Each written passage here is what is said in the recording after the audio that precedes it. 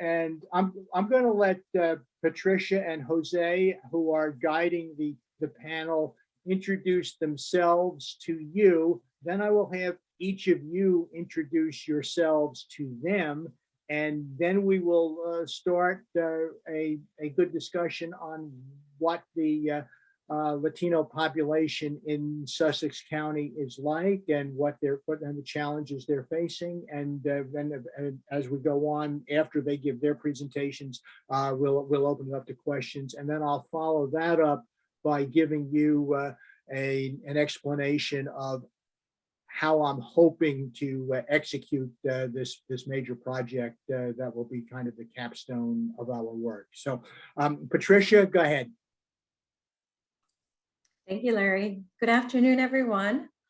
My name is Patricia Rivera. I came to Sussex County almost 30 years ago to work as a journalist for the News Journal. Larry was one of my first editors, so we have a long history. And actually, Jose also came the same year. You know, it's a small world in Delaware. We're all connected. 2 degrees, no more than 2 degrees. So Jose and I also met in 1993 while he was doing an internship, a master's degree internship for Purdue. So we all go back a while. So as I mentioned, I came here straight out of college and have really seen the community grow and evolve. And I'm happy to share what I've learned with all of you.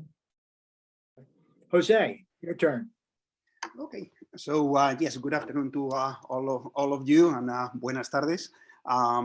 Yes, I have been here, probably the first time was in '93 in Delaware, and I remember doing the interview coming out of West Virginia University to work in Delaware, and I said, what is Delaware? And the representative of the company told me, well, it's a little peninsula on the other side of Washington, D.C. So voila, a few years later, here I am. First, I came as an intern for a company, and that company hired me later on. But one of the things that really attracted me, I'm originally from Madrid, Spain, and I have worked in, I have lived in many towns in Spain before moving to the US. But one of the things that attracted me was I kind of perceive the kind of an economic really revival of these areas. Some of the things that we may have seen or take for granted in other areas, we could not see them here. So that was one of the things that attracted me. And very early on, I was involved with a project and a journalistic project to cover the fairly new Hispanic community that was started, especially here in the Sussex, in the southern part of the state. So I was involved with that, and voila, here I am, and we'll talk more about that. Mm-hmm. Okay, let's have the interns do some introductions here. Let's start with Johnny. Johnny, you're the local guy here. Go ahead. Yeah, I'm the local guy.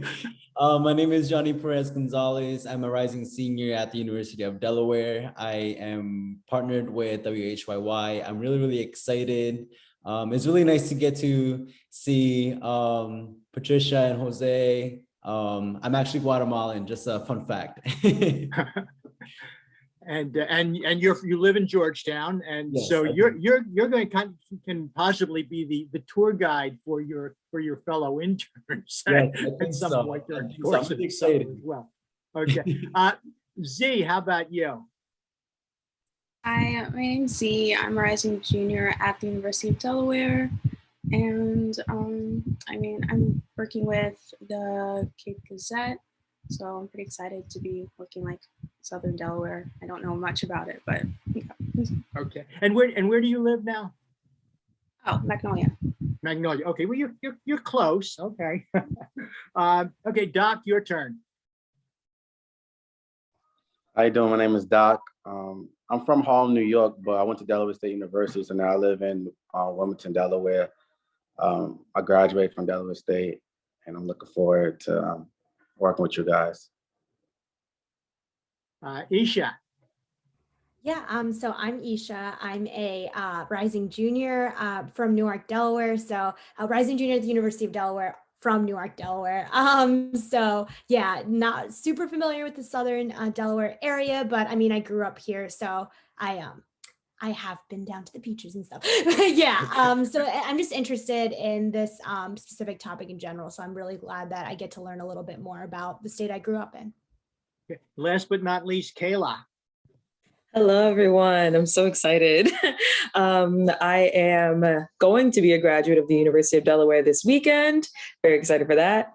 And I love like Isha said, like I love learning about these new things. I'm going to the beach tomorrow. That's more of a recreational kind of thing. But outside of that, I'm really excited to learn more. And thank you all. Yes. Okay. All right. Thank you all for your introductions. And now I'm going to turn it over to Patricia and Jose. And I'm just going to let you guys kind of have a conversation here, but I'd like you to start off. Let's talk broadly about the demographics of the Latino population in Sussex County. You know, how significant a piece of the county's population they are, and you know, a little bit about their economics, their education levels, whatever. Go ahead, Patricia. Okay. Wonderful. So I'm going to review some of the information that the Delaware Community Foundation has put out. There was a study done in 2018 involving 2 University of Delaware professors. Larry, do you know if the students have access to this report? I looked at it last week. I know it's on the Arch Cannon website, and I will forward that and a couple of other links to the interns either today or tomorrow, so they'll have access to them. I can put the link in the chat too. Okay. Yeah. Great. Oh, yeah. And can I just, I'm so sorry, just very quickly. I'm Allison. I keep lurking here and just wanted to say hi. I've talked to a lot of you. I'm from the Community Foundation and really appreciate you all being part of this summer. So thanks. And I'm going to lurk in the background otherwise. Thank you. So I'm going to go over some of the demographics. A lot of this is in the report, so you'll have it there. You don't need to worry about it. Just anecdotally, in 1990, which is when the Latino community really started to grow, or in the 90s, early 90s. In 1990, there were about 1,400 Latinos in Sussex County. By 2017, that official number grew to 19,000. So if we're looking at a county that has about 224,000 people, you know, it's getting close to a sizable chunk. And I remember when I first came here and people were talking about the Latino community, and it was interesting how it was described. So remember, this was in '93. And they said first they saw some men, they were coming to work at Purdue, and they would be riding their bikes through town, right? And then you would see more of them and they would have, you know, beat up cars, and they would be gathered in driveways, right? And then a few years later, you would see the women and then the children. So I think it's just an interesting evolution of how it came to be. The community has grown tremendously, not only in its size, but also in its diversity over the last 30 years. So I'll just go over some numbers with you. So, you know, you have the general size. We had to, when we talk about Latinos, we have to look at country of origin, right? The immigration status, and also how much time they've been in the United States. But just to give you an overview, right now we have about 20% of Latino students, 20% of students, I'm sorry, are Latino. 11% are English learners, so they're fairly newly established. We have 30% of Latinos who have less than a 9th grade education, and also 24% who have earned a college degree. So as you can see, there is some diversity there. 80% of Latinos live in poverty, unfortunately. 67% are working compared to 56% of the general population in the county. And then we also have about 800 Latino-owned businesses in Sussex County, and that was in 2017. And while the rest of the population in Sussex County, as you know, is retired with median age of 51.5. Latinos come in at about 24.8 in terms of age. So I don't know if you guys have any questions about that, any of those facts. We can talk in a little bit more. I want Jose to also jump in about just the diversity. I mentioned diversity in ethnic origin, as well as, or country of origin, as well as immigration status. So we can talk about what that means on the day-to-day. But I'll let Jose. Okay. So yes, and as Patricia said, and at any point, and feel free to interrupt us and ask questions. And it could be, I mean, we all have a connection with Delaware, even though Delaware is fairly small between Wilmington, Dover, and the beach, and the rest of Sussex County. There are quite a few differences. The Hispanic community, and one thing is the official numbers, and provided basically by the census. And another thing is how many people really live here. And if you want to really have a gauge of one thing are those numbers, but if you drive through Georgetown had it kind of represents Sussex, but also is kind of a world by itself. The Hispanic population in the town of Georgetown in the 1990s, it was probably less than 2%.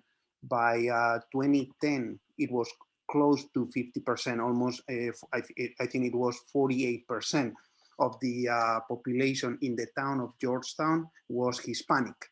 That number has probably kind of diminished a little bit with the new census, not because the Hispanic population has left Georgetown, it's because the town has attracted more people. There's quite a few construction with apartments, so there are more people and moving into Georgetown, local people and people from nearby states. So right now, a population that used to be close to 5,000 people now is about, a little bit above 7,000.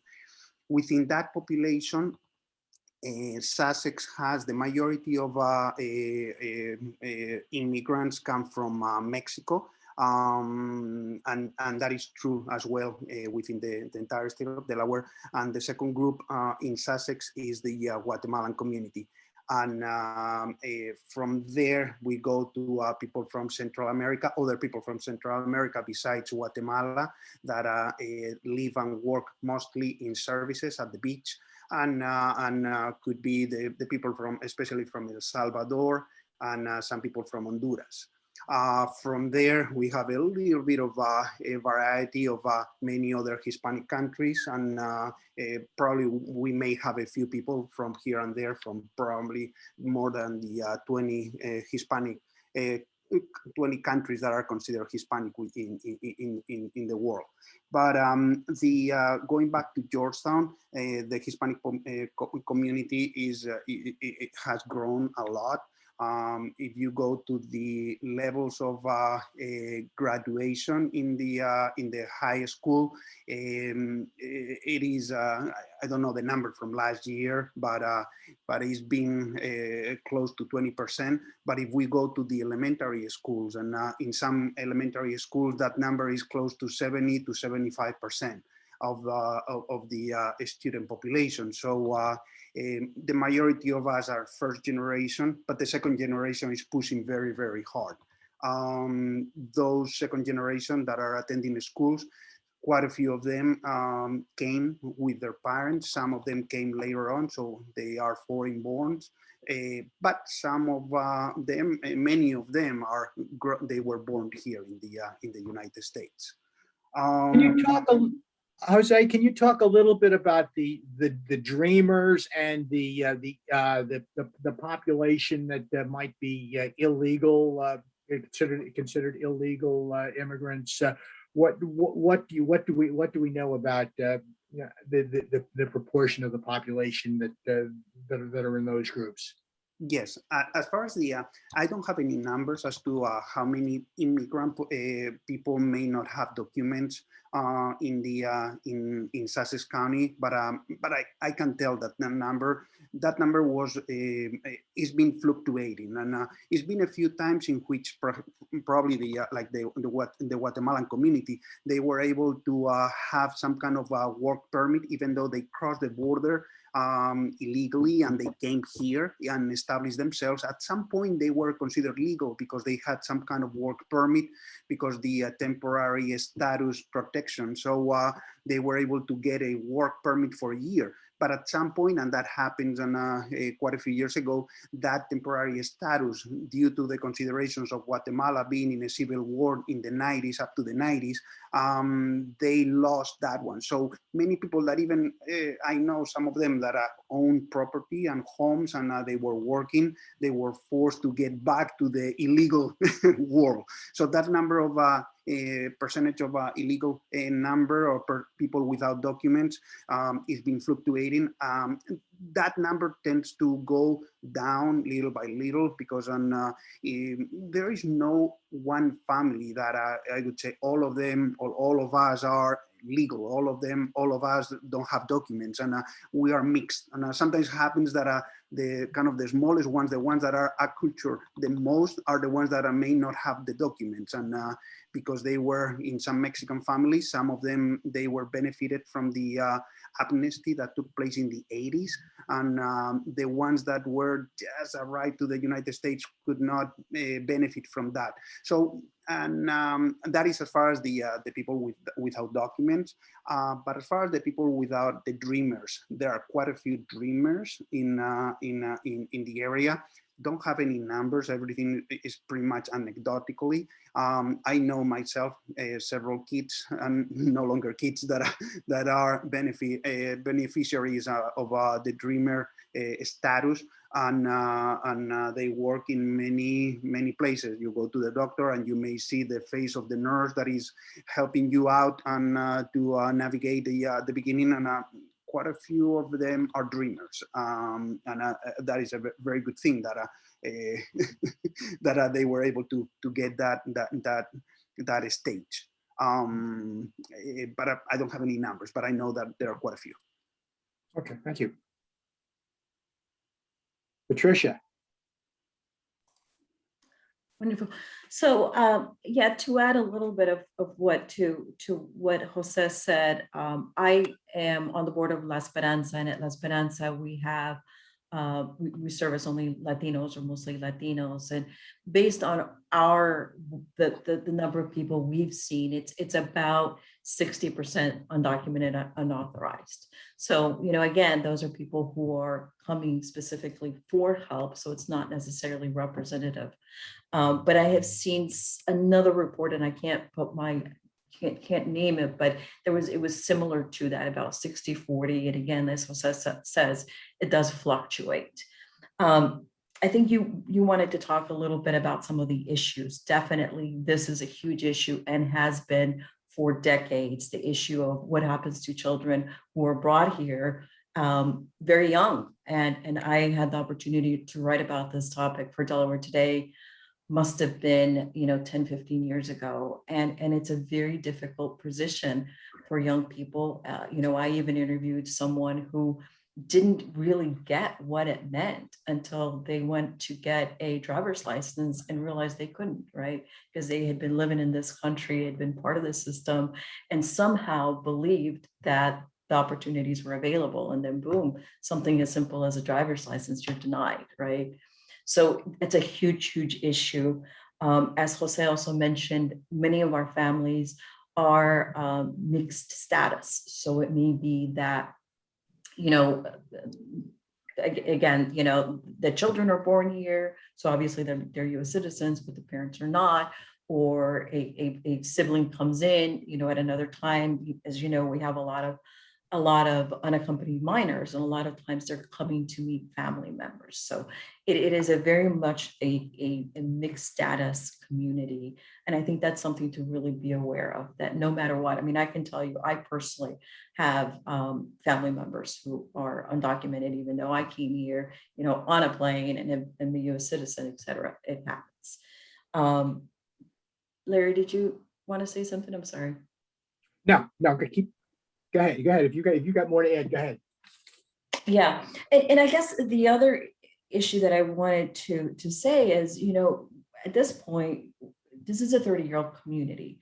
And I think the beautiful thing about it is many of those children who came here, are now professionals, and they're working as teachers, in the hospital systems, owning restaurants, owning businesses. So I think when we talk about the Latino community, it's also really important to talk about that evolution and that growth, because it's also a community of entrepreneurs. That's just part of the DNA, from Latin America and also to the United States. There is that aversion to risk from crossing, the border legally or not. Coming to a new country, there's just that I'm sorry, not an aversion, they embrace risk. And so it becomes easier to go into entrepreneurship. So I think that's something that could also be explored as a story. Do you want me to continue with? Well, I had one thought, and Jose mentioned it, that I think you or Jose can answer this. Jose mentioned, for instance, that you've got significant proportions of immigrants from Mexico, from El Salvador, from Guatemala, and I know you've got the Haitian Creole, and there's also that demographic.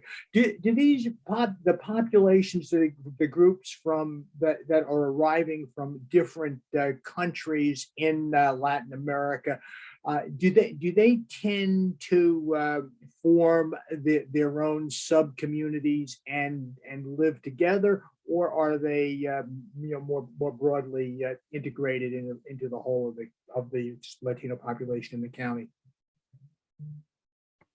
Yeah, you want me to? I can mention. I can put a couple of examples, and the influx also of immigrants and continues to be very live, and all depending of what are the situations in the different countries of origin. One of the people that are the people from a couple of countries that are coming lately in fairly good numbers are from Colombia and Venezuela, due to the issues that Venezuela is having. Colombia is also having some issues, but many Venezuelans are living towards Colombia in the border, and is creating a big chaos in Colombia, and many people from those border towns are ended up and into this area. So we used to have very few people from Colombia, and now we have even a barber shop that calls Colombian barbers. So, and there are 2 or 3 businesses in Georgetown which are owned by Colombians. As far as if they tend to move in groups, or that goes also with where they come from in their countries. People from for example, the Guatemala, that may come from the Guatemala city. They tend to be more independent, and but that goes with the nature of their professional lives, their economical and educational status. They tend to be more independent and be more themselves. That doesn't mean that when there is a party or there is something, we tend to kind of congregate all together. But at the same time, and like people from Mexico, which is a country that has not had any civil unrest for many years, and people come here and they love this area, Sussex, because many of them, they come from rural areas in their countries, and they like horses, they like property, so eventually they are purchasing quite a few extensions of acres of land to have their horses. And there is an activity in which you see parties that they bring their own huge car with the horses just to have some kind of a celebration with the horses, mimicking what they did in Mexico. So that population, the Mexican population, tends to be more independent, even though when there is a soccer league and you will see them all together. But you see pockets of Mexicans into the huge pockets into the Roxana, closer to Bethany Beach, Selbyville area, Middlesboro. You see quite a few Mexicans. The same thing in the C4 area. But as far as the Guatemalan community, many of them come from a very, very rural area in which they were in a civil war and up to recently, and they were persecuted both by the guerrilla and the government. They are from the Mayan culture, and that by itself tends to be very, they move on very close together. And that is what happens in Georgetown, that they started moving into Georgetown, and that is one after the other, they call a friend, they call a relative. Voila, you have like the town of Georgetown that is mostly Guatemalan. And you see them in huge pockets in certain areas because they are very dependent on each other. Due to the situation that they faced in their country. You see other pockets similar to the one in Georgetown in the Marydale area. You see huge pockets of the Guatemalan community, but also the Guatemalan community as they start working mostly in agricultural jobs. They move little by little to construction because they has a little bit higher risk, but pays a little bit more. You see them moving to different areas, and it's very interesting how the Guatemalan community that I was exclusively pretty much in, you saw them in Georgetown and Marydale in the southern middle part of the state. Now you start to see them pretty much everywhere. You start to see Guatemalans even in the Wilmington area. That was fairly unique, and quite a few into the beach area, moving into the Bethany, more of the Roxana area. Also towards Bridgeville, you see quite a few pockets of Guatemalan community. So all depends where they come from. In general, as immigrants and certain things, we tend to look for our products. So we are gonna go to our stores to purchase some of the things that we miss from our countries, and that is but that is the same thing of any immigrant community that is going to be looking for someone that may understand or purchase those items that we are familiar with. And one of the things that might be particularly interesting to Zia here, who will be working at the Cape Gazette, can you talk a little bit about that Latino population and Latino workers in the beach area, the folks who are working in the hospitality industries, whether it be in food service, in hotels, and the like. What can you tell me about? I mean, about that particular piece of the demographic. I mean, coastal Sussex is the more affluent part of the county, and you've got a fairly significant number, I would believe, of relatively recent arrivals who are again Latino, Spanish speaking, working in these relatively low income jobs in these service industries in the tourist area. What can you tell me about that? Yeah, go ahead. I'm sorry. I just wanted to say, in one of the reports that the Delaware Community Foundation put out, there's actually a map that breaks down the county and then the clusters of communities. So definitely, if you're interested in that, look for that. And what you'll see is that El Salvador is heavily represented in the coast. And that is a community that really started to come here way before the 90s to work in the hospitality industry, and from DC as well. So you see a lot of Salvadorians and Puerto Ricans working in hospitality. They have since moved on to start their businesses in different services related to landscaping and also restaurants as well. It's it's a community that is more established, wouldn't you say, Jose? Just because of the length of time and the infrastructure they've been able to build over the decades. It's a more established community in the coast, but we also have a lot of professionals who are coming from DC because, again, you know, the community, these communities attract retirees or people who are close to retirement. So what we're seeing now is tremendous diversity in the levels of professional people in all types of careers. So it's really become an interesting place. You know, really starting from Milford all the way down, you just see a ton of diversity, but definitely the Salvadorian community, and also there's a large Brazilian community that is not, you know, necessarily Spanish speaking, but certainly is representative of Latin America. Well, Patricia, you bring that up. This is kind of interesting in that for several years, I've been writing that annual real estate article for Delaware Beach Life magazine, and you mentioned this influx of Latino retirees, and yet that's a little piece of that demographic that I've never gotten around to writing about for Delaware Beach Life in that particular context. You know, is there a particular attraction to the coastal area for the Latino population, or is that well, you know, essentially just like the, you know, everybody else that seems to be retiring to Sussex, they're you know, they're affluent professionals in their 50s or perhaps in their 60s, and you know, this is where they want to spend the rest of their lives.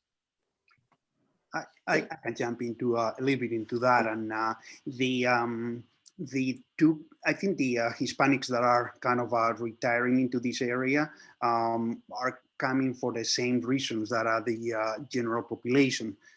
Some I know several from the Washington, Baltimore area that ended up having a second home here. They were vacationing into this area. At some point, they said, and well, the taxes that we are paying here in Sussex are much lower than what we pay in Maryland, Washington D.C., or Virginia. So I'm gonna retire into this area. That tax component, I think, plays a huge role, and also the area is growing. There's quite a few things to do in the area, but I think that tax component and plays a huge role into those Hispanics that they may be working on several world organizations, nonprofit organizations in Washington D.C. or into the government. They ended up living into the area. Those are the ones that and that is my understanding, that they brought some of that Salvadorian community to be working into this area. That Salvadorian community, even though the work that they do, they are not getting that much money, but in Sussex, and if you move inland a little bit, there is quite a few opportunities of purchasing property.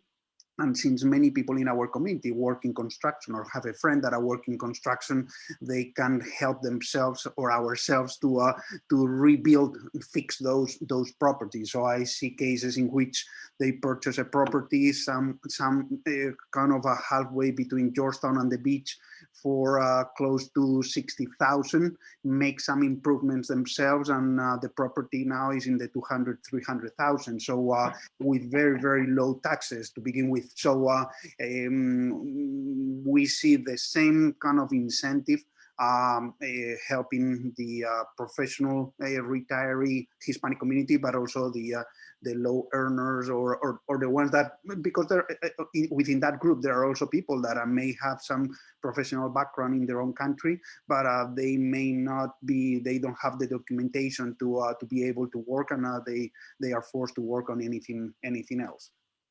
Let me talk a little bit about the geographical breakdown of the county for a moment. I mentioned the beach area, which is obviously more affluent. That the area in the center of the county near Georgetown, there's I should point out, a very significant Latino population. And then over on the western side of the county, the Delmar, Seaford, Laurel, which is primarily agricultural. What is the Latino presence like in the western part of the county, particularly as it contrasts with the center, with the Georgetown area? I mean, Patricia, you, Go ahead, Jose. oh, okay. Okay.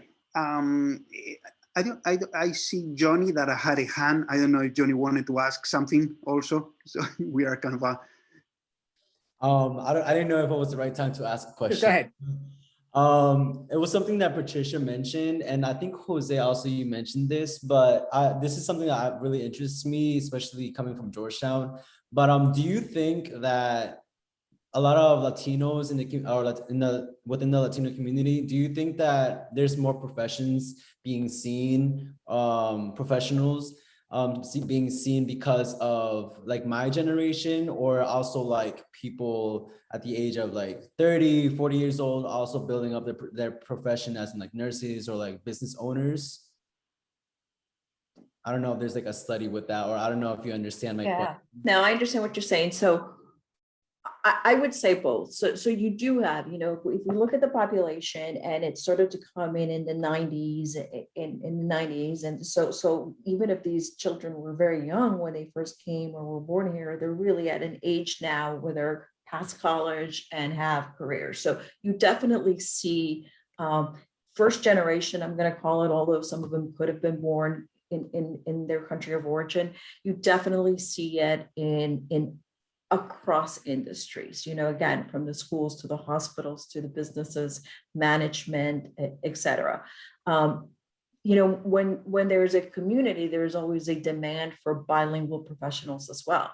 So that also brings another group of people who come, such as myself. I came specifically because I am bilingual and I could help the newspaper. So you also have a mix of that.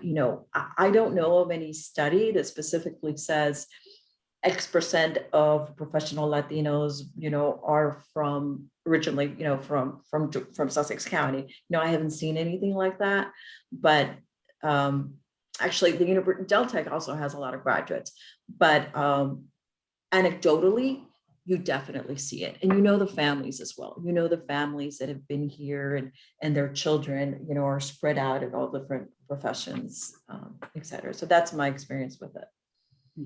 and also my experience is very similar. And one of the things that I see is that,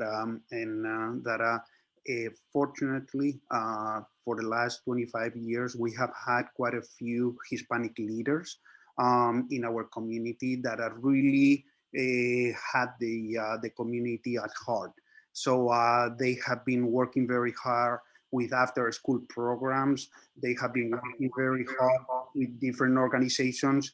And that has created kind of an environment in which some of the issues that other cities they may have.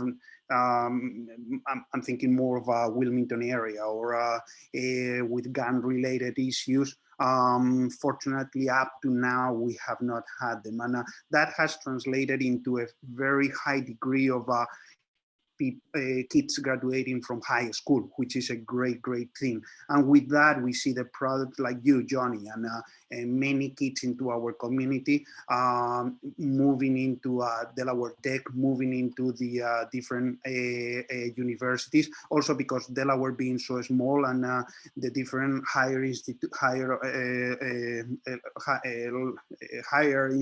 learning institutions of higher learning, they are really helping the immigrant communities. And so there is no issue if there is a student that doesn't have the documentation to continue a study, either because of a lack of the documents or lack of funds. So that is being instrumental in having kids that want to continue their studies. But I think it is key that many Latino leaders in the Hispanic community have, both the Hispanic community and many Anglo community have really been helping the kids. I have to say that unfortunately that is not that much the case. Some of those leaders are retiring or are passing away because of age. I have to tell, and this is a very unfortunately that there are very leaders right now in the community. I call them pseudo leaders that are really taking advantage of our community, and that maybe sound hard, but I'm very afraid that in the next few years we are not going to see the bad fruits of some of the things that are starting to plant right now. And with that, and I'll take a little bit on into the question that you were mentioning. As to Hispanics all over the Sussex, the county. Initially, there are quite a few also Mexicans into the C4 area. If you go to the town of C4, it's hard to tell. You cannot see them because the Mexican community is more independent. But if you go to the Hispanic, the church, the masses, or the church services in Spanish of the different church organizations, you see quite a few. The attendance is very high. You see them into the Bridgeville, not so much, but C4 is an area in which quite a few Latinos move. Originally, Milford as well, and usually one of the indicators is the amount of Hispanic businesses that you see around. Milford has quite a few, and also has a production facility, a Purdue facility. So you see many people in the Hispanic community working both for the company or working for services related to that plant. It's the same situation in Georgetown and the same situation in Seaford, even though Seaford doesn't have, but in the Maryland area, there are several poultry facilities or a poultry facility nearby. So you see many people within the community.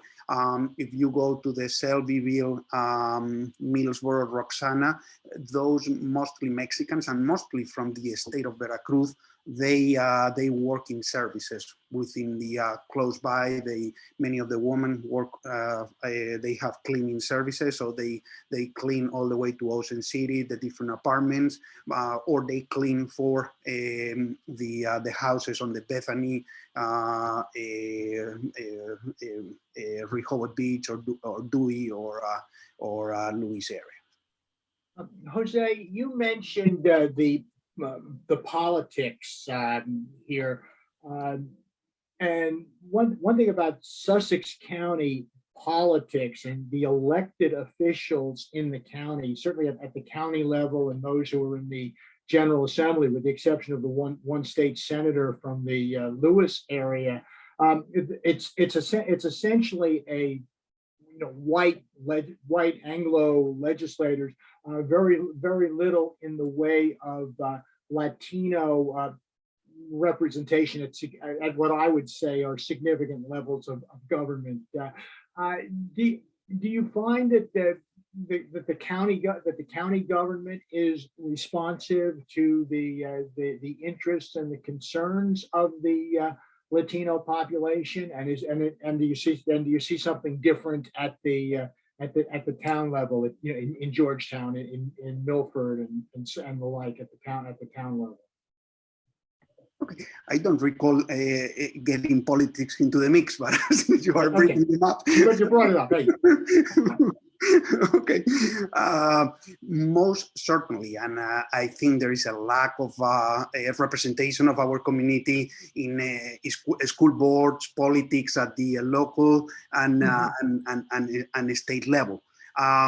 So I wish we could have more people into those areas. And I mean, if we go to kind of the town of Wilmington, and in which we have the Puerto Rican community that has been there for 3-4 generations, and fairly recently they started to have some representation into the town. I hope doesn't take that long to have that representation here in Sussex, and most certainly. And but at the end is that because some Hispanics, they may advocate, well, we want some Hispanic to be there.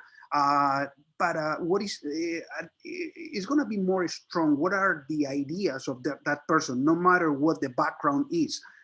If that aligns to what I have, maybe a Hispanic, or maybe African American, or maybe Haitian, or maybe Asian, or maybe Hispanic, and as long as they are responsive to the needs of the community. But certainly, and there is a degree. I think we need more representation into all those things. Patricia, any thoughts? A couple. Yeah, So, okay. I'm sure.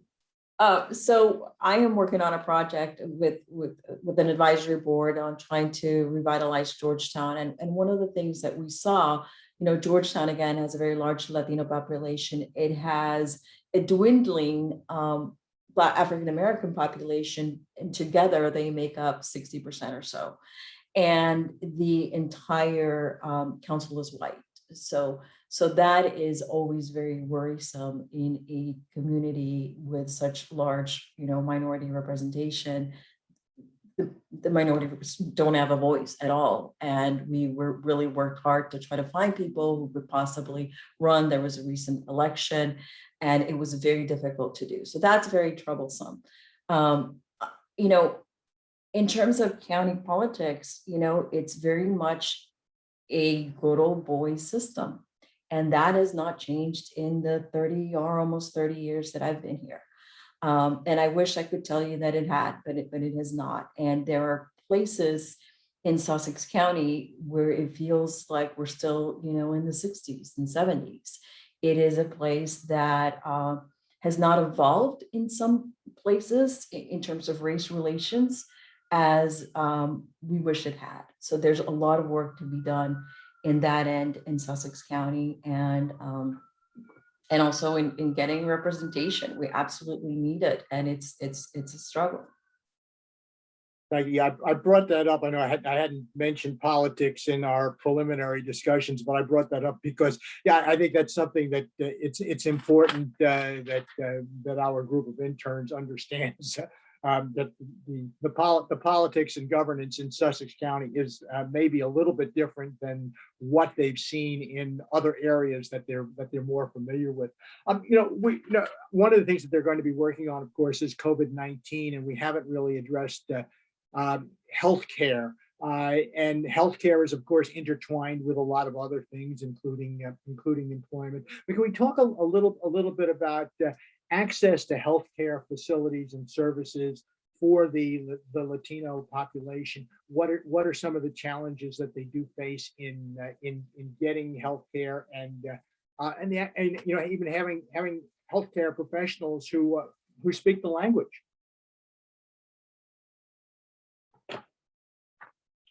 Well, yes. COVID and it's been a very kind of interesting journey, to say the least, to all of us, and to our community. It's been hard. There is at least right now we are in a much better position than we were 25 years ago. The same thing that is true, that we do not have that representation into the politics. As far as into the health piece, we are in much better shape. That doesn't mean that we are where we want to be. There is you have mentioned an organization that is LabRed. That was catered and that was created, and I think that is 15 years ago, to kind of work on the needs of that newly established and a community that was the Hispanic community. But that itself has proven a very good element to work with all the community, and with people that may have insurance, or with many people that don't have insurance. And that is not unique of the Hispanic population. That happens of the Haitian population, that happens on the retiree population, that happens into the established community. So a place like LabRed has really stepped up to the plate to help on this. they may have done an outstanding job. That was very hard. And we have also quite a few doctors and that speak Spanish, and those are the professionals that have moved because they saw a need to establish themselves into this area, or they work for a hospital, and at the end they ended up opening their own clinic. And we see quite a few of them, and really that has been a lifesaver to our community, because many of these doctors, and they know our community. One of the things that we as foreigners, and is that when we go to the doctor, we complain that the doctor doesn't touch you, and they are afraid of touching you. A Latino doctor, they touch you, they feel you, I think in many instances they are able to get a much better outcome, or a much better a diagnosis of what's going on with you. So in that regard, and I think in Sussex we were in fairly good shape, and when it comes to COVID. One of the things at the beginning is that many people work in the poultry industries. I'm one of the ones that raised the question right at the beginning with the governor, stating, hey, how about the testing of those large groups of Hispanic population that are working into the poultry plants? And one way or the other could have been a complete disaster. I think due to the fact that our community is fairly young in age, we have avoided a complete chaos. Like New York had the percentage of people in our Hispanic community that ended up being dead because of COVID is huge in this area. Fortunately, even though all of us know, and we have friends and know of people that passed away due to COVID in Sussex or the entire state of Delaware, those numbers have been really, really low. But I think it's due to the fact that we had those health places to attend, but also because of mostly because of the age of our community is much younger. To add to that, I mean, we know that minority communities were hard hit nationally by COVID.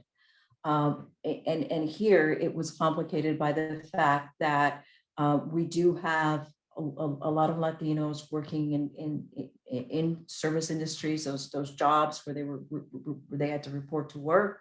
You know, when you are unauthorized, it's hard to find work. So when you have it, you don't want to lose it, you know, and we have heard, you know, that many times they would go to work even if there was a fever, you know, with aspirin, just because they were afraid to lose their jobs and to lose, you know, their livelihood. So it was a huge issue for a few months in Sussex County. And we have had losses, unfortunately. We also had economic losses with jobs. And that continues to be the case. I mean, the community is really still struggling with the effects of COVID. As for everything else, all of the other conditions, as Jose said, we do have Lorette Healthcare, which is a federally qualified healthcare center. It's a wonderful service. We also have other smaller ones that have opened up specifically to serve the Latino communities. In the Latino community, we have an issue with diabetes, we have an issue with obesity, asthma, domestic violence. So all of these, you know, are issues that will help you understand what the Latino community is struggling with. And yeah, I mean, the great thing is we do have access. We have Ed and we have doctors available, but we still have a lot of issues that we haven't gotten control of. I guess if you start at the very, very beginning of the life cycle, childcare. What's the situation with childcare and, you know, and women being able or less able to find jobs because there are issues with adequate childcare in the community? What can you tell me about that? Childcare in a rural community is always an issue. It is. And recently we also lost several federal childcare centers, just were no longer able to continue to serve. So that's a huge issue, but culturally you also have a community that would rather have other members take care, you take care of each other versus leaving a child for 8 hours, especially a very young one, in a childcare facility. That just is not as much a part of the culture. It's a necessity, but it's something that takes time to really get your head around. So yeah, we have a lack of childcare facilities for especially for people who are underemployed. So I don't, but that's the case with rural areas across the country, unfortunately. Okay. You mentioned domestic violence, and one, of course, you've got issues. Every factor is a piece of society has issues with domestic violence, but you've also had certainly concerns with the illegal or undocumented Undocumented, unauthorized. Yes, unauthorized. Well, so Undocumented. let's talk a little bit about the relationship here between the Latino population and the criminal justice law enforcement community. What are those relationships like, and how have you in your time in Sussex seen that change and evolve? And I know you're familiar from some of the things that we've done in the past with several of the police departments in the county. So I think you've got an appreciation of that side of things as well. What can you tell me about justice and law enforcement and the Latino population? Jose, do you want to start? Yes.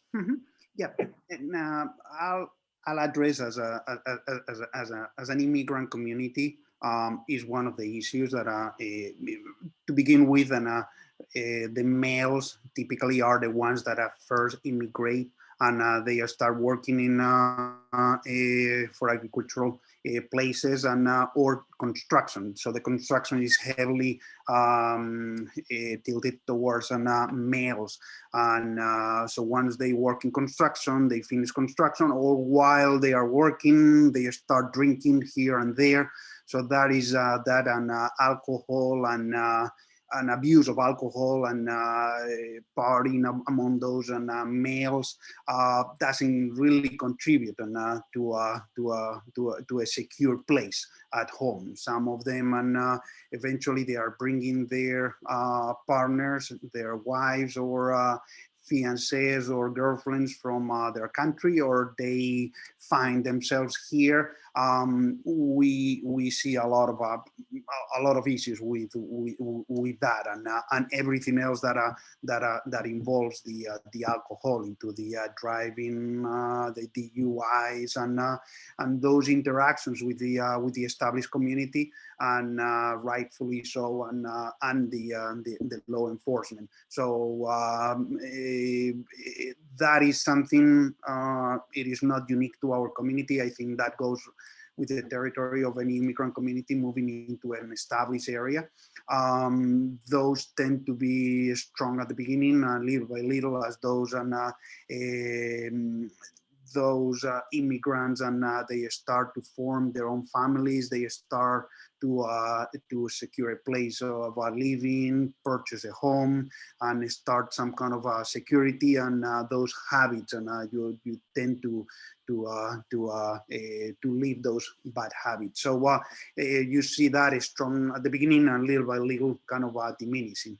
Those at the beginning, the encounters with law enforcement were fairly harsh, and the community, as a broad community with the different leaders, we have had throughout the years many kind of conversations with law enforcement. I've seen myself and that in many accidents, and if you are Hispanic, you are considered guilty until until someone can help you out.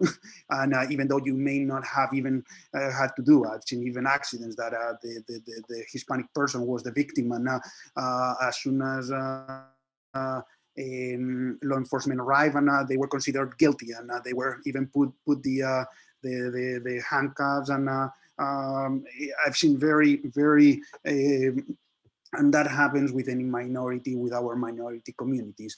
I think fortunately we see less and less of those things, and we would like to see zero on those. And but there is also a reality, and that alcohol factor still plays a role, a negative role into our communities. Patricia? Yeah, no, absolutely. Alcohol just is an issue. It's not only an issue here in the United States, but obviously in Latin America as well. I think it's cultural and genetic to a degree at this point for a lot of people.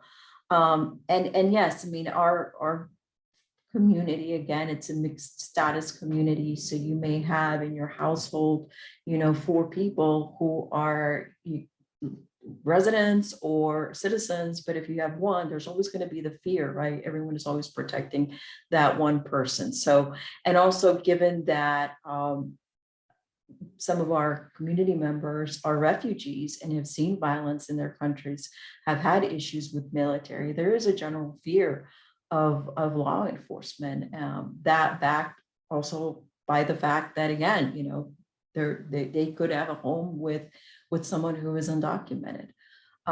We have on and off over the years had issues with police violence, but obviously nothing like what we've seen across the country in recent years. So in that regard, it's better than in other places. Okay. I think we've covered quite a bit here. What I'd like to do now, throw the floor open to our interns and let all of you have at it, and toss your questions towards Patricia and Jose. So as far as I'm concerned, go right ahead, open up. I don't know. I think I'm just very interested with like the medical issue within the Latino community, especially with COVID. I don't know. I think Patricia, you said you work with La Esperanza. I don't actually work for La Esperanza. I sat on the board, so I do sit on the board. Yeah. So I don't know, like, because I've personally used La Esperanza within my entire life when I was younger, just because Esperanza has been there for the community, and I know how they help the community as well. But has there, like, I don't know if you've been aware, but is there like a big issue with like COVID and like with medical issues within the Latino community? Because I know a lot of Latinos don't really have the medical care or insurance that they need to, especially with COVID around. Like, is there like some type of help that the government is giving them with COVID? Because I know being hospitalized in hospitals is really expensive. Yeah. The one fund with the Delaware Community Foundation and the Arch Canon, La Esperanza and First State have been able to provide funds to families for anything related to COVID. They're small funds that they certainly wouldn't cover large hospital bills, but I do know that that's available for things like rent and, just when unemployment is an issue. In terms of medical funds, that's really tough because what's not covered by insurance, if someone is uninsured, can be covered by the medical facility to a degree. So if you have a specific case, Johnny, that you want to know more information about, I mean, it does depend on specifics. Like, does the person have insurance? How much has the hospital been able to cover? Because they do also have funds for the uninsured. And there's also other COVID funds that have been available specifically for healthcare. But has La Esperanza? No. We've helped with other needs in the community, but not necessarily with healthcare and expenses related to COVID. And as Patricia said, I think that would be a great great thing to cover those things, and really, because it's been on many people, and in the that they ended up in the hospital for several days. They may have a struggle with the billing, but that takes time. So so that could be probably also kind of in general as a minority media, we have a different role than the kind of the general the general newspapers or the general media. We work with our communities, so there are quite a few of those issues that we have to be putting them on the table, and that would be something great just to expose them, or how to solve those things on certain families that they may be even documented, and they may have insurance, but the insurance only covers certain piece. How they can get out of those and that debt that they may have as it relates to some to stay a few days in the hospital. Asha. Yeah, Yes. I did. I did have a question. It's kind of funny that you just knew that.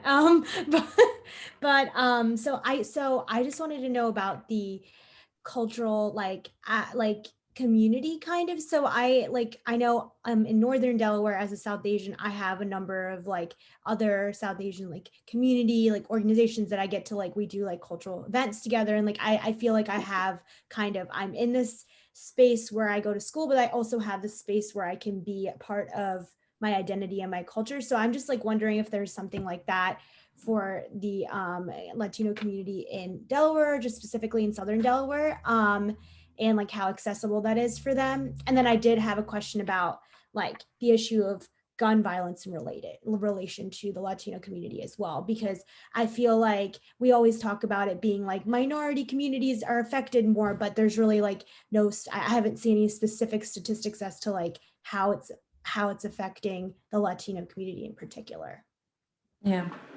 In terms of the culture, we used to have a center called El Centro Cultural that was started by people in the community, leaders in the community. For many years, they ran a festival, a successful festival. The youth would dance. I mean, it just really brought the community together in a holistic way. Again, there were dance groups that would prepare for this, etc. That organization ceased to exist. The event itself sort of evolved. I'm not sure at this point what the future is for it, but I would say that was the organization that really was able to, for a long period of time, bring people together. Having said that, there are now several other festivals, right, that are coming up. And there are several groups of dancers as well in the different communities, cultural dancers that are out there and are putting on shows, etc. But I don't know of any sort of cultural center that brings people together, large numbers to share, like Hokkessin, that the Chinese Community Center is there teaching kids Chinese, on Sundays and everything else. We don't, there are certainly private initiatives with certain groups or friends and neighbors, but nothing on a more structured basis that I know of. I don't know about you, Jose. Yeah, kind of there is a reality that when there is a few groups of immigrants arriving into any area, we tend to gravitate ourselves and to participate in cultural things which are very enrichment to all of us. That was the case here in Sussex, in which not only there was this festival that Patricia was mentioning, but there was an empowerment towards having different groups, cultural groups, and also to showcase the second, third generation, those traditional things. And that was a very good thing. And that itself in Sussex, that is a case study by itself. because I have to disagree with some of the things that Patricia said, and that Centro Cultural was very successful, but there were some elements that I really wanted to kill this cultural center.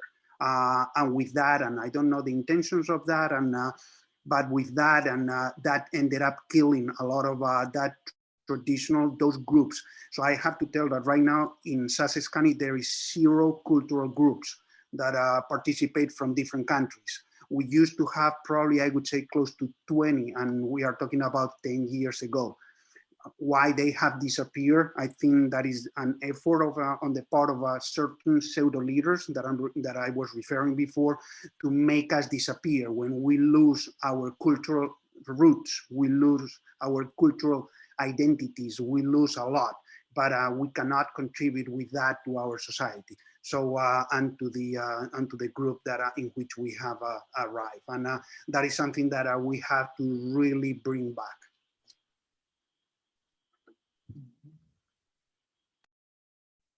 In reference to the gun violence. Yeah. I mean, there was recently a shooting, I believe it was in Milton or Milford. Jose would know, I'm sure he's covered it, involving a Latino, a young Latino. I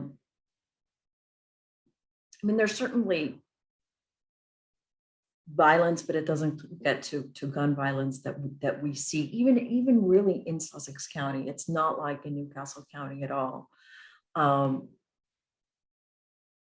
just trying to think, you know, the gun violence is rare. If we've had a handful this year, which is more than what we should have, it's probably a lot in Sussex County. So it's definitely a big contrast from Newcastle. Yep. And yes, I agree totally with Patricia, but unfortunately we have had 2 Latinas being murdered in the last month and a half. 2 Latinas, one in the northern part of the state that happened 9 days ago. And it happens that a Latina that happens to look a lot like Asian. And it's called, they were calling her La Chinita. And if you don't know that she was Latina, you would think that she was Chinese, this woman. And we had another one that was probably more of a case of drug related in the Milford area, and in which another Latina was gunned down in broad daylight while she was driving. And they stopped her and they killed her. So even though that did not happen in Sussex, we are afraid that I was reading some numbers yesterday statewide that some violent acts are starting to pop up, and minority communities are the target in many instances. And so we ended up having being in the wrong place at the right time. So even though it's not happening as Patricia mentioned, and I totally agree in Sussex, but we are very afraid that that could permeate into larger issues. Kayla? Hi, so I'm really interested on the businesses. I want to just clarify that you said 800 businesses earlier. I can't remember the number that you said, but I was just floored. Like, I've been in Delaware my whole life and I did not know this. And I was just wondering where, or like at what point of time the businesses in like the Latino community have kind of like taken off, because there are so many. Has it been like stagnant, or was there like a time in history, well, or the past like 30 years where there was just like a boom? And a kind of follow-up is more on how COVID has impacted that. I know you said a lot of people work in hospitality, so that has been impacted. And one thing that I thought of was more of what I think is more of this consciousness of buying from like smaller businesses and entrepreneurs. And I'm wondering if that also had an effect on it, because I know me personally, I do like to try to put money into like the Black community, the Latino community, the Asian community, to try to put money like back into those communities so that they have it for themselves. So I I think that was the rest of my question. I know that was a lot. No, I mean, I've got the report here, so I can tell you, indeed, it was 800 Latino-owned businesses registered in Sussex County in 2012. Okay, so that was a while back still, and we've had a lot since. And it was up from 2007. I'm sorry, it was up from 383 in 2007. So that's where you saw a huge growth from 2007 to 2012. But I would say that it's really grown substantially in those last eight to 9 years. And in terms, what you have is a lot of smaller enterprises, although we also have Latinos who have multi-million-dollar businesses, but they tend to be smaller micro enterprises, a lot of service industry. That's really a big part. And how the community has been hit by COVID, I think we're still trying to determine that. I mean, clearly a lot of businesses have been shut down, and were shut down early on with no income coming in. I mean, I've got to tell you, I've got a 15-year-old business, a marketing business. In the first month, I didn't think we were going to make it. Everything, there was nothing, no phone calls, nothing at all. And I thought, this is it. This is 15 years, going away. So for the smaller businesses, yeah, they were hit hard. And I don't have any numbers to share with you, Kyla, but if that's something that's of interest of you, there are certainly, there are a lot of businesses that could share insight with you. And I would say probably on the Hispanic businesses, and many, as Patricia mentioned, they are small mom and pops restaurants. To begin with, they do not have a lot of space for sit down, so that really helped those small businesses. The majority of the small taquerias or restaurants that are owned by the Hispanic community, they have survived, and they have survived because they were able to remain open, and they were doing some takeout. Business also slowed down, but they have been able to survive, and because many people in the immigrant community, especially the males, they don't cook at home, so they have to go, and I can see in Georgetown, they walk to those places, they buy the food, and they take the food to their place to their living corridors. Another thing is the kind of the small supermarkets in the Hispanic community, since they were selling a little bit of everything, they were considered essential. So they have, the majority of the ones we know have been able to remain open, and even though sales may have slowed down, they have survived. And within the Hispanic community, the ones that we see that have suffered the most are the ones that were employees of larger restaurants that they were totally, they could not survive with the takeout, and they closed because they had 200, 300, 100 and some sit down places, and they were not able to even afford to open. So those are the ones that we have seen as employees. But as small business owners, we have seen them prospering. And the thing that we have seen since February, March, even the small businesses working in construction, that they cannot keep up right now. They are really there is a complete boom. And so people the construction crews, they have not stopped, and they go to the small restaurants and for lunch and or dinner, and they work also as subcontracting for a larger company, whether it's in construction or construction of housing or road construction. So we see the ones that were able to work, and we see that they are really working right now. Jose, while you're on that subject, I remember a month or so ago, there was an article in the News Journal talking about creating, it's kind of there in an informal way, a Latino business district in Georgetown. What can you tell us about that, and how Georgetown has become, population-wise, it's become a hub for the Latino community, but that the businesses are concentrated there as well. I think I embrace anything that may help us to be, better business leaders.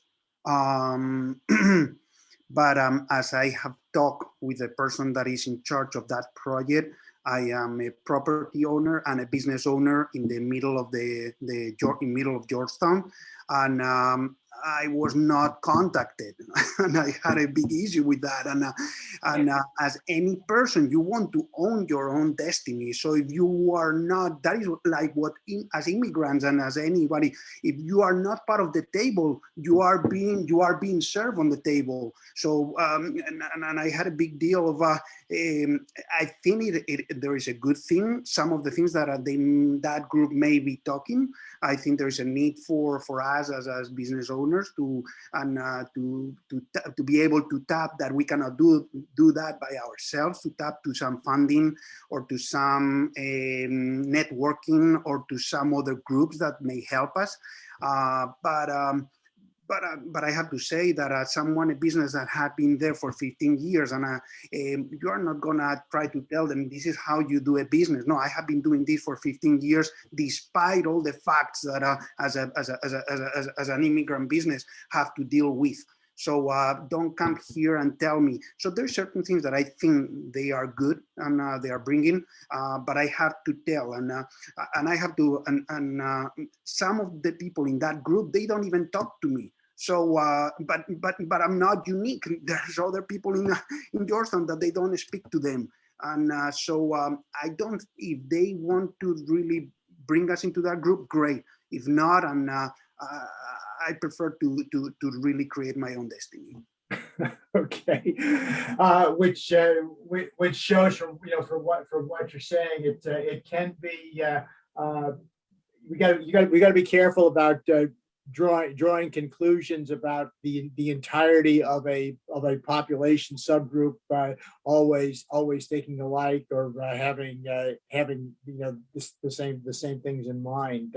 So that's a very good point that you're making there as well, Jose. And any other questions from the group? I think Patricia and Jose have done a great job. Anything else that anyone would like to ask them? I'll say something. Sure, go ahead, Doc. So I want to know more about like the average person in the communities. I don't want to know about somebody that owns a business, or small business, or big business. I want to know about the average person who has like, they may see somebody going to college, but they might also see like someone who's in a gang, or like how was they affected by COVID, or how was like the average worker, construction worker affected by COVID.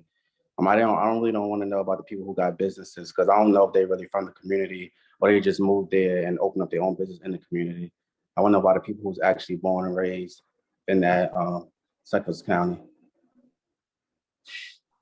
I can jump a little bit, and yes, yeah, you're totally correct. And the amount, the percentage of any of people in any kind of group that have a business is very small, and so the majority of the population doesn't own a business. They work for somebody else, and they have a struggle. We have a struggle, really. We have a struggle because I see some families in which the father was working in the poultry industry, got COVID. So at home, the mother they kind of isolated. If they have 2 or 3 rooms, sometimes they only have 1 room. So that was much harder.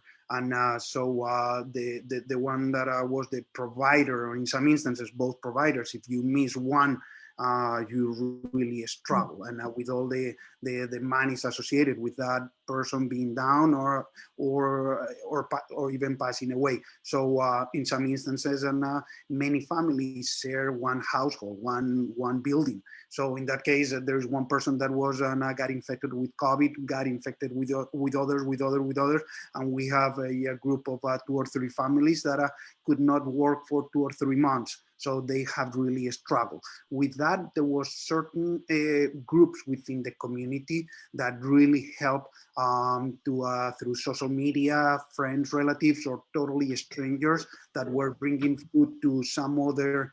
That was the cover of one of our newspapers in the middle of COVID, in which the total strangers, they were bringing food and putting the food on the table. That had happened on the table, on the door. that has been that has happened a lot.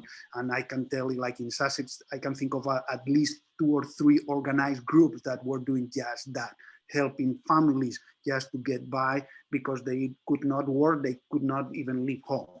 And our community have a struggle, and the ones that were working for somebody else, yes. So why didn't was unemployment not available for these people? Because I know like in New York, I'm from like Spanish Harlem, so like the people in my community, even though they wasn't able to work due to COVID or whatever, they, like, you know, New York gave everybody actually $600 on top of the unemployment money. So I got a lot of people was making more money sitting at home for a week than actually going to work. Was that not available to the people in Sussex County or Delaware? To But begin, certainly, okay, no, go ahead, Patricia. I mean, it was certainly available, across the state, that, but both administrations have sent aid. But when you're looking at a community that may or may not have legal residency, right, legal status, then no, they weren't eligible for those federal programs at all. That's where organizations such as First State Community Action and La Esperanza came in, and funds such as the Delaware Community Foundation provided money to give to families because that aid wasn't available if they weren't eligible for it. Oh, okay. So, and that affected a lot of our community.